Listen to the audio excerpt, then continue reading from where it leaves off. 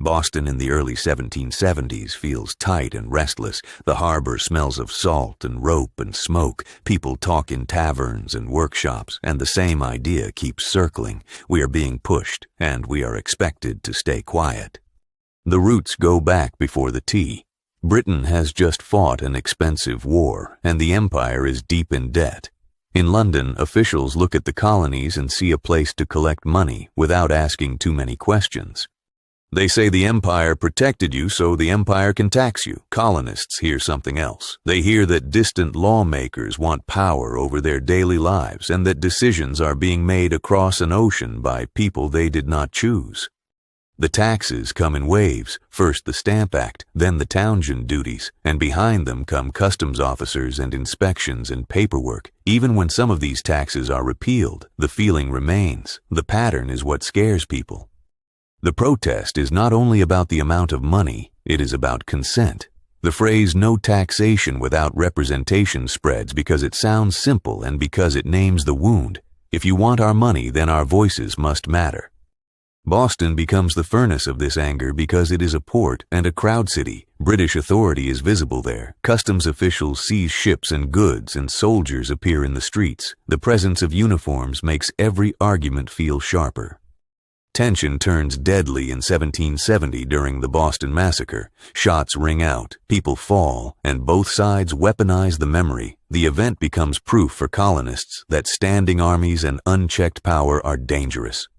Parliament removes many duties to calm things down, but it keeps the tax on tea, and that matters because tea is everywhere. It is the drink of ordinary life. A small tax on a common habit becomes a symbol that the fight is still alive.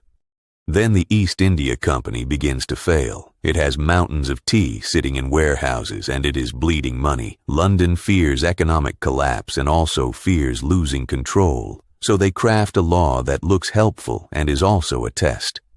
The Tea Act of 1773 lets the company sell tea directly and often cheaper in the colonies. It sounds like a bargain, but the duty remains and the company gains a special advantage. For many colonists, cheap tea feels like bait.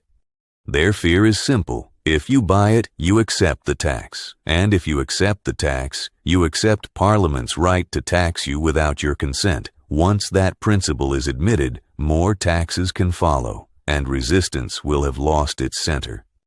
There is also a practical anger. Local merchants and smugglers see monopoly coming. One powerful company backed by the state could swallow colonial trade, and ordinary workers sense that when markets are controlled, their own lives get smaller. Bostonians organize quickly. Committees meet. Broadsides spread. Crowds gather in large town meetings. The demand is clear. The tea ships must leave without unloading. No sale, no duty, no quiet surrender. Governor Thomas Hutchinson refuses. He believes yielding would invite more rebellion. He insists the tea must be landed and the duty must be paid, and that refusal turns the harbor into a countdown. 3 ships sit there. The Dartmouth, the Eleanor, the Beaver, and the Law creates a deadline. After a certain number of days, customs can seize the cargo. That means if nothing happens, the tea will be unloaded under authority, and the symbol will be lost.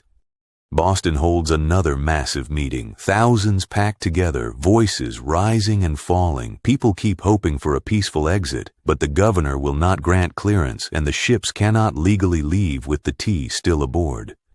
On December 16, 1773, the door finally shuts. The meeting ends with no solution, and the crowd spills toward the waterfront, not as a random mob, but as a decision becoming action, a long argument turning into one night. Men disguise themselves as Mohawk people, part secrecy, part statement. They want to hide identities and also frame this as something outside normal politics, a warning that the rules have changed because the pressure has changed. They board the ships and work with grim focus. They break open chest after chest and throw tea into the cold black water. The harbor fills with drifting leaves and broken wood, and Boston watches the point being made in real time. They do not steal other cargo. They do not attack crews. They keep the act narrow. This is not about profit. It is about refusal. They are saying, we will not be tricked into accepting your authority, not even through something as ordinary as tea. Did it work right away? No. Britain responds with fury. Parliament passes harsh laws, often called the Coercive Acts. The port of Boston is closed, trade collapses, and Massachusetts is put under tighter control. Punishment is meant to isolate the rebels and scare the rest. But the punishment backfires. Other colonies see Boston being crushed, and they fear the same fate. Aid flows in, food and supplies and money. Sympathy becomes coordination, and coordination becomes something bigger than any single city. This is where the Tea Party becomes more than a protest. It becomes a turning point because it helps push the colonies toward unity. Meetings spread, boycotts expand, committees harden, and the First Continental Congress forms to respond together. So, was it successful? It depends on what you mean by success. It did not make Britain compromise. It did not bring peace. In the short term, it made life harder and made the empire strike harder. But in the larger sense, it succeeded at changing the direction of history. It exposed the conflict as a struggle over who holds legitimacy. It made the principle visible to ordinary people, and it forced both sides to stop pretending the argument could be solved quietly. It also showed the power of symbolic action. Destroying tea was dramatic and clear. It traveled as a story, and stories recruit more people than speeches alone. It made the empire look rigid, and it made resistance look fearless. Soon the conflict escalates toward open war. The distance between protest and battle shrinks, and when fighting begins at Lexington and Concord, the memory of the harbor is already in people's minds, a reminder that compromise has been sliding away. That is why the Boston Tea Party matters in American history. It sits at the moment when resistance becomes irreversible. It reveals how economics and law can ignite revolution, and it helps explain why the colonies eventually choose independence rather than submission. And it also carries a warning. Protest can provoke consequences, harsh consequences, but sometimes those consequences create solidarity, and solidarity can create a nation. If you want more videos like this, hit the subscribe button and tell me the next event leader or turning point you want explained in the comments.